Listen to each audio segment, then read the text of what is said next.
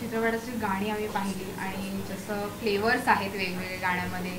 एक romantic song आहे. पूर्ण म्युझिकल जर्नी कशी होती? सुपर्ब, सुपर्ब होती. म्हणजे मला तेच आता मी मगाशीच एकदा म्हटलं, की आता सध्या एक फॅड आहे, की एका मराठी चित्रपटात 2-3 संगीत दिग्दर्शक असतात. 2-3 गाणी करायला. म्हणजे ती चांगलीच गोष्ट आहे.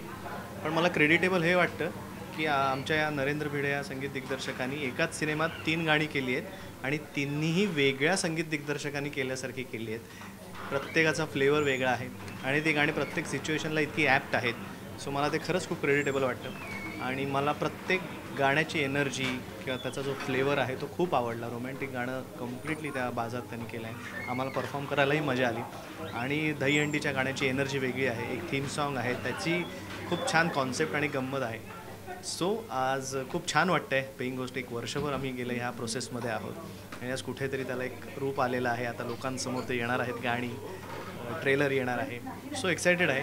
आता रिलीज जवळ आलेलं आहे असं वाटायला लागलं आहे खऱ्या अर्थाने. ते एक असतं ना, पेपर लिहून झालेले असतात आपले, पण रिझल्ट आहे असं कळल्यानंतर त्याच्या आधीचे गूजबम्स चालू होतात. तसे सिच्युएशन आता आलेली आहे. या चित्रपटाचं तुझं फेवरेट सॉन्ग सांगणं नक्कीच कठीण आहे, पण तरी खरंच कठीण आहे. दोन्ही एनर्जी वाईज म्हणायचं झालं तर दहीहंडीचं गाणं कमाल आहे, मस्त आहे. पण आम्हाला परफॉर्म करायला मिळालेलं आहे आणि आत्ता सध्या अशा पद्धतीची रोमॅन्टिक गाणी ऐकायला मिळत नाहीत, मेलोडियस. सो त्या दृष्टीने हे छान आहेत. ऑडियन्सला काय सांगशील गाणं? एक वेगळ्या पद्धतीची गाणी ऐकायची असतील कुठेतरी आपल्याला आता खूप रिदमशी काय हलकी फुलकी असं एक सॉफ्ट सूदिंग गाणी सध्या ऐकायला मिळत नाही.